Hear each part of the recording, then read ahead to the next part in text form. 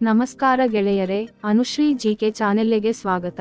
ಸ್ನೇಹಿತರೆ, ನೀವು ನಮ್ಮ ಚಾನೆಲ್ಗೆ ಹೊಸಬರಾಗಿದ್ದರೆ ದಯವಿಟ್ಟು ಸಬ್ಸ್ಕ್ರೈಬ್ ಮಾಡಿಕೊಂಡು ಲೈಕ್ ಮಾಡಿ ಮತ್ತು ಇತರರೊಂದಿಗೆ ಹಂಚಿಕೊಳ್ಳಿ. ನನ್ನ ಹೆಸರು ಶೋಭಾ, ವಯಸ್ಸು 36. ಜೀವನವನ್ನು ಚೆನ್ನಾಗಿ ಎಂಜಾಯ್ ಮಾಡಬೇಕು ಅಂತ ಆಸೆ ಹೊತ್ತಿದ್ದವಳು ನಾನು. ನನ್ನ ಕಾಲೇಜಿನ ದಿನಗಳು ಸುಂದರವಾಗಿಯೇ ನಡೆದವು. ಕಾಲೇಜು ಮುಗಿದ ದಿನ ಸ್ವಲ್ಪ ಬೇಸರವಾಗಿತ್ತು. ಯಾಕೆಂದರೆ ಆನೆಯಲ್ಲಿ ನನ್ನ ಮದುವೆಯ ಬಗ್ಗೆ ಆಗಲೇ ಮಾತನಾಡಲು ಶುರು ಮಾಡಿದ್ದರು. ಇನ್ನು ನನ್ನ ಮದುವೆಯಾಗುವ ಹುಡುಗ ಹೇಗಿರುತ್ತಾನೋ, ಸಿಗುವಂತಹ ಅತ್ತೆ ಇನ್ನೂ ಹೇಗೆ ಇರುತ್ತಾಳೋ, ಎಲ್ಲಿ ನನ್ನ ಸ್ವಾತಂತ್ರ್ಯಕ್ಕೆಲ್ಲ ಅಡ್ಡಿ ಆಗುತ್ತೋ, ಇದೆಲ್ಲ ಯೋಚನೆಗಳು ನನ್ನನ್ನು ತುಂಬಿಕೊಂಡಿದ್ದವು. ಹಾಗಾಗಿ ಅದನ್ನೆಲ್ಲ ಸದ್ಯಕ್ಕೆ ತಪ್ಪಿಸಿಕೊಳ್ಳಲು ಇರುವ ಉಪಾಯವೆಂದರೆ ಕೆಲಸಕ್ಕೆ ಸೇರಿಕೊಳ್ಳುವುದು. ಹಾಗಾಗಿ ನನ್ನ ಓದಿಗೆ ನೀವು ಇಷ್ಟೆಲ್ಲ ಕಷ್ಟಪಟ್ಟಿದ್ದೀರಾ.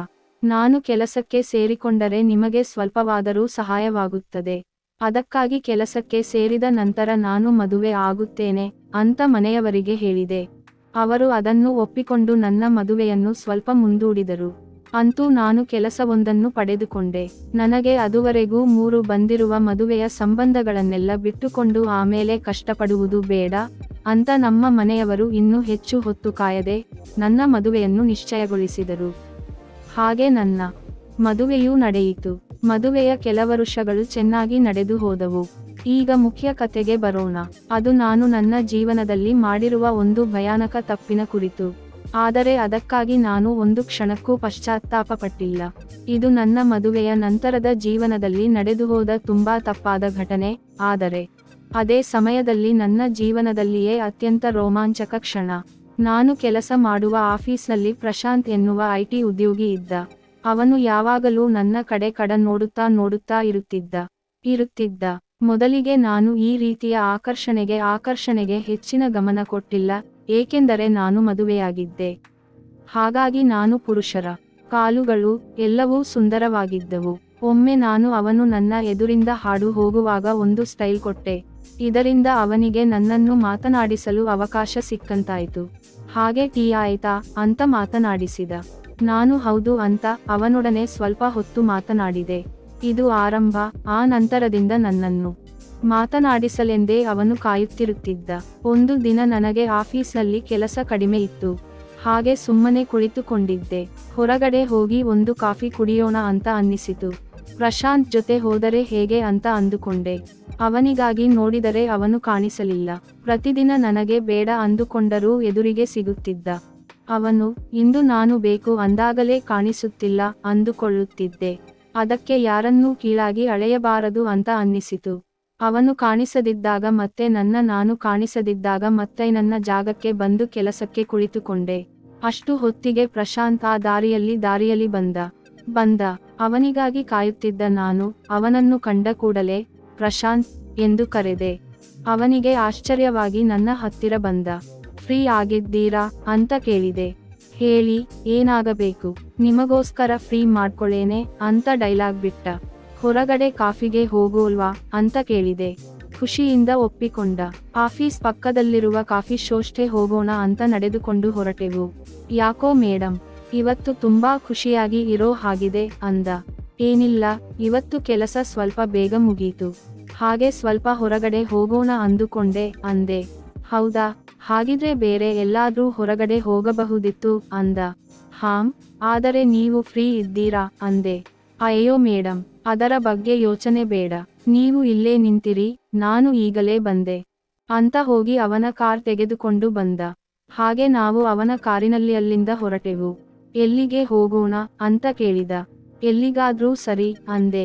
ಹಾಗೆ ಸುಮ್ಮನೆ ಕಾರ್ ಅಲ್ಲಿ ಸುತ್ತಾಡ್ತಾ ಒಂದು ಕಾಫಿ ಡೇ ಶಾಪ್ ಹತ್ತಿರ ಕಾರ್ ನಿಲ್ಲಿಸಿ ಕಾಫಿ ಕುಡಿದೆವು. ಹಾಗೆ ತುಂಬಾ ಕ್ಲೋಸ್ ಆಗಿ ಮಾತಾಡಿದೆವು. ಅವನು ಕೂಡ ತುಂಬಾ ಜಾಲಿ ಟೈಪ್ ಅಂತ ಗೊತ್ತಾಯಿತು. ಮಾತಿನ ಮಧ್ಯೆ ಡಬಲ್ ಮೀನಿಂಗ್ ಡೈಲಾಗ್ಗಳು ಬರುತ್ತಿದ್ದವು. ನಾನು ಮಾತಿಗೆ ಅವನ ಕೈ ಹಿಡಿದುಕೊಳ್ಳುತ್ತಿದ್ದೆ. ಮಾಡುತ್ತಿರುವ ಅವನು ಅದನ್ನು ಎಂಜಾಯ್ ಮಾಡುತ್ತಿರುವ ಹಾಗೆ ಅನ್ನಿಸಿತು. ನಾನು ಅದನ್ನು ಮುಂದುವರೆಸಿದ. ನೀವು ಹೀಗೆಲ್ಲ ಮಾಡಿದರೆ ನನಗೆ ಕಷ್ಟ ಆಗುತ್ತೆ, ಸುಮ್ಮನಿರೋಕೆ ಆಗೋಲ್ಲ ಅಂದ. ಅಂಥದ್ದೇನು ಮಾಡಬೇಕು? ಒಂದು ಮಾಲ್ಗೆ ಹೊರಟೆವು. ಆಗಲೇ ಸಾಯಂಕಾಲವಾಗಿತ್ತು. ಅದರ ಬೇಸ್ಮೆಂಟ್ ಅಲ್ಲಿ ಕಾರ್ ಪಾರ್ಕ್ ಮಾಡಲು ಹೋದೆವು. ಒಂದು ಮೂಲೆಯಲ್ಲಿ ಕಾರ್ ನಿಲ್ಲಿಸಿದೆವು. ನಮ್ಮ ಹತ್ತಿರದಲ್ಲಿ ಬೇರೆ ಬೇರೆ ಯಾವುದೇ ಕಾರ್ ಇರಲಿಲ್ಲ. ಅಲ್ಲಿ ಸ್ವಲ್ಪ ಕತ್ತಲಿತ್ತು. ಕಾರಿನಲ್ಲಿ AC ಹಾಕಿದ್ದರಿಂದ ವಿಂಡೋ ಕ್ಲೋಸ್ ಮಾಡಿಕೊಂಡಿದ್ದೆವು.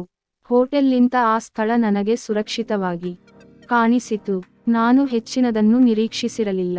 ಅವನ ಜೊತೆ ಸ್ವಲ್ಪ ಮಸ್ತಿ ಮಾಡಿ, ಮುತ್ತು ಕೊಟ್ಟು, ಅಲ್ಲಿಂದ ಹೊರಡುವುದು ಅಂತ ಅಂದುಕೊಂಡಿದ್ದೆ. ಆದರೆ ಅದು ಅಲ್ಲಿಗೆ ನಿಲ್ಲದೆ, ಇಬ್ಬರೂ ತಬ್ಬಿಕೊಂಡು ಕುಳಿತೆವು. ಅಷ್ಟಾದ ಮೇಲೆ ಕೇಳಬೇಕೆ, ಪ್ರಶಾಂತ್ ತನ್ನ ಎಲ್ಲ ಆಸೆಗಳನ್ನು ತೀರಿಸಿಕೊಳ್ಳುತ್ತಿದ್ದ. ನಾನು ಕೂಡ ಅವನಿಗೇನು ಕಡಿಮೆ ಇಲ್ಲ ಎನ್ನುವ ಹಾಗೆ ನಡೆದುಕೊಂಡೆ. ನಮ್ಮ ನಡುವೆ ಎಲ್ಲವೂ ನಡೆದೇ ಹೋಯಿತು. ನಾವಿಬ್ಬರೂ ಕೇವಲ ಸುಖ ಪಟ್ಟಿದ್ದು ಮಾತ್ರ ಅಲ್ಲ, ಅದು ವಿಶೇಷವಾದ ಅನುಭವ ಕೊಟ್ಟಿತ್ತು. ನಾವು ಸಂಪೂರ್ಣವಾಗಿ ಆನಂದಿಸುತ್ತಿದ್ದೆವು. ಆ ಕ್ಷಣದಲ್ಲಿ ನನಗೆ ಅತ್ಯಧಿಕ ಎದೆಯ ಕಂಪನವಾಗಿತ್ತು. ಇಂತಹ ಸುಖವನ್ನು ನಾನು ಈ ಹಿಂದೆ ಎಂದಿಗೂ ಅನುಭವಿಸಿರಲಿಲ್ಲ. ಅವನು ತುಂಬಾ ಮುದ್ದು ಮಾಡಿದ್ದ, ಹಾಗೆ ಅದೇ ಸಮಯದಲ್ಲಿ ತನ್ನ ಗಂಡಸುತನವನ್ನು ಮೆರೆದಿದ್ದ.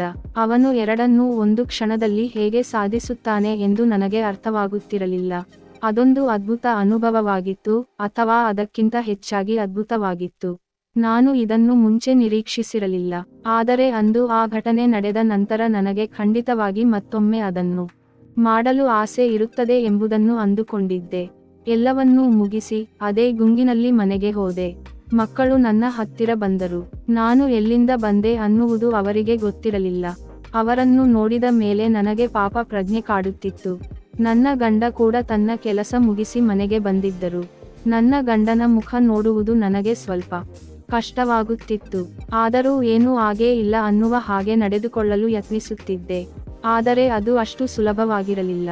ಮತ್ತೊಮ್ಮೆ ಇಂತಹ ತಪ್ಪು ಮಾಡಬಾರದು ಅಂತ ಅಂದುಕೊಂಡೆ. ಇದೇ ಕೊನೆ ಅಂತ ನನ್ನ ಮನಸ್ಸಿನಲ್ಲಿ ಅಂದುಕೊಂಡೆ.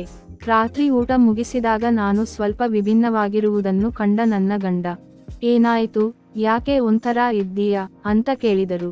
ಏನಿಲ್ಲ, ಸ್ವಲ್ಪ ತಲೆನೋವು ಅಂದೆ. ಸರಿ, ಸ್ವಲ್ಪ ರೆಸ್ಟ್ ಮಾಡು, ನಾಳೆ ಆಫೀಸಿಗೆ ರಜೆ ಹಾಕು ಅಂತ ಹೇಳುತ್ತಾ ಅವರು ಮಲಗಲು ಹೋದರು. ಆಯ್ತು ಅಂತ ಹೇಳಿ ನಾನು ಕೂಡ ಮಲಗಿಕೊಂಡೆ. ಮರುದಿನ ಬೆಳಿಗ್ಗೆ ಎದ್ದು ಮಕ್ಕಳನ್ನು ಸ್ಕೂಲ್ಗೆ ಕಳುಹಿಸಿದ ಮೇಲೆ ನಾನು ಮತ್ತೆ ರೆಡಿ ಆದೆ. ಆದರೆ ಆಫೀಸಿಗೆ ರಜೆ ಹಾಕುವ ಮನಸ್ಸಾಗಲಿಲ್ಲ.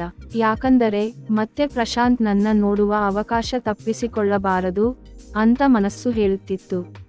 ಈ ಕಥೆಯ ಬಗ್ಗೆ ನಿಮ್ಮ ಅನಿಸಿಕೆ, ಅಭಿಪ್ರಾಯಗಳನ್ನು ಕಮೆಂಟ್ ಅಲ್ಲಿ ತಿಳಿಸಿ. ವಿಡಿಯೋ ಇಷ್ಟವಾದಲ್ಲಿ ಲೈಕ್ ಮಾಡಿ, ಸ್ನೇಹಿತರೊಂದಿಗೆ ಹಂಚಿಕೊಳ್ಳಿ. ಚಾನೆಲ್ ಅನ್ನು ಸಬ್ಸ್ಕ್ರೈಬ್ ಮಾಡಿ ಸಪೋರ್ಟ್ ಮಾಡಿ. ಮುಂದಿನ ವಿಡಿಯೋದಲ್ಲಿ ಸಿಗೋಣ. ನಮಸ್ಕಾರ.